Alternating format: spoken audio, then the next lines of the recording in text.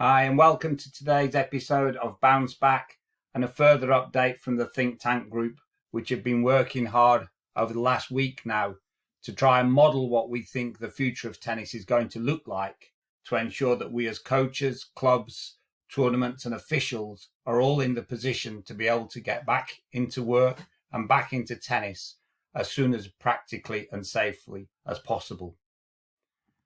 Today we're going to have a look at tournaments. So we tasked the tournament group with 3 specific tasks: the authorized events, LTA, ITF, the official tournament routes. What competitive matches can we help to create?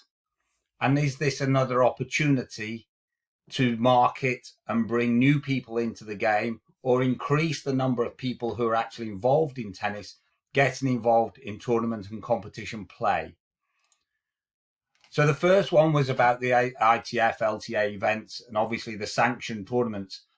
We have very little influence over how that's going to be played out by the governing bodies. So to that extent, although we can try and request ideas and put ideas forward, we have to consider we're not going to be able to influence that outcome. So as such, what can we actually control? So we've looked at how do we focus elsewhere? What else should we be looking at doing? How can we get people into tournaments? How can we get them back into some form of competition? Are there some kind of alternative events that you can play?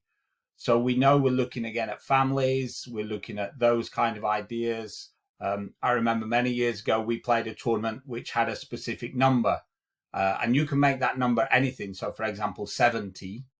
And the player's age has to add up to 70 or more. So we can maybe look at different ideas there.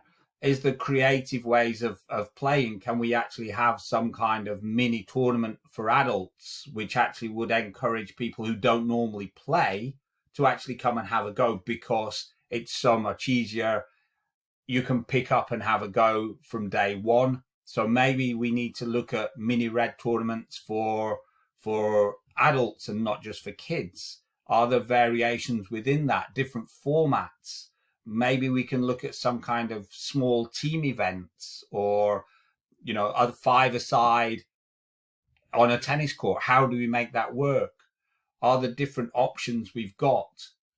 Because now we have to be more creative. We know we're not going to return to what was normal for a long time yet. So as we've discussed the last few days now, what is going to be your new normal? How are you going to make these transitions work back into tournament and back into competition play? So we looked at how do we get competitive matches? What can we do? Obviously, the idea of working with local clubs into club matches is definitely a start when we're able to actually do that. And also internal matches. Can you actually create your own systems? The ladders, we used to play ladders all the time within the clubs, sadly seem to have disappeared. Is this the opportunity to bring those back again, create that internal competition? Do we need to look at some kind of handicap system within your club? Is there some way of being able to level the playing field? Because you're not going to get too many players in the same club of the same standard to make that competition a genuine competition. But if we can create some kind of handicapping system, maybe we can play those sort of tournaments. We have to go back again many years when those were quite prevalent and look at that option. The same again, postal tournaments, very, very popular going back 70s, 80s to the early 90s, and then disappeared. Do we have to go back to that stage again? Do we have to do that? Much easier now with social media, with email and everything, to arrange your matches at a safe place at a time that's suitable to you, not bringing everybody together at the same time. Family events, can we look at how we engage with the family to bring these tournaments together? Father and son, mother and daughter. We know these have done before, but maybe this is an opportunity. And again, thinking, do we have to bring that onto a mini red or an orange court to make it viable, to get more new people into the game? This is a genuine opportunity. It will never get presented to us again. All those people involved in any sport that involves contact are not going to be playing for a long time. So we have the chance to try and engage with those people and bring them into tennis and street parties.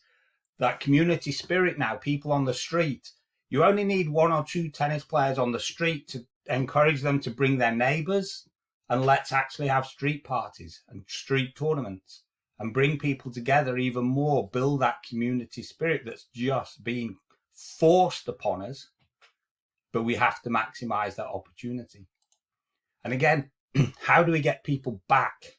So we've looked at these new events. What else can we do? There is no competitive tennis to be watched live this summer in the UK. It's all been cancelled. But how good are your best players? Your best players are, I am sure, better than most of the average public players.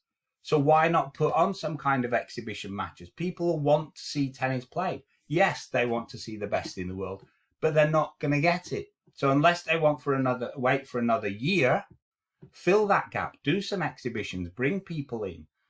See if you can actually do that. Again, we're going to have to wait and see what the rules are about social distancing, but the tennis court is a big area and you can get a fair few people around that and still maintain that social distancing if you manage it properly.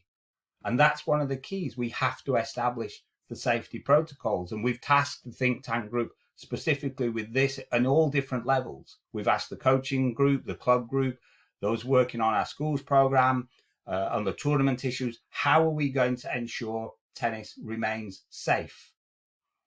So we know that we've got to look at all these issues.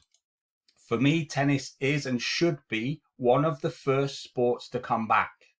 We are in the perfect position in our sport to stay safe. We have the natural barrier of the net that makes sure we can't get too close, and we were a totally non-contact sport.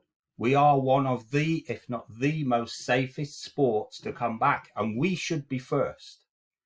And it's our responsibilities, individual and collectively, to try and make sure that happens.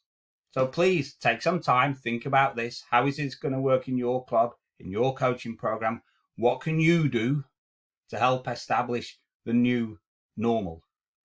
Again, Think Tank is very active. If you want to get involved, please just drop me an email, adrian@rpteurope.com. Get involved, have your say, and be active and proactive. Until then, though, please stay well, stay safe, and take care. Cheers.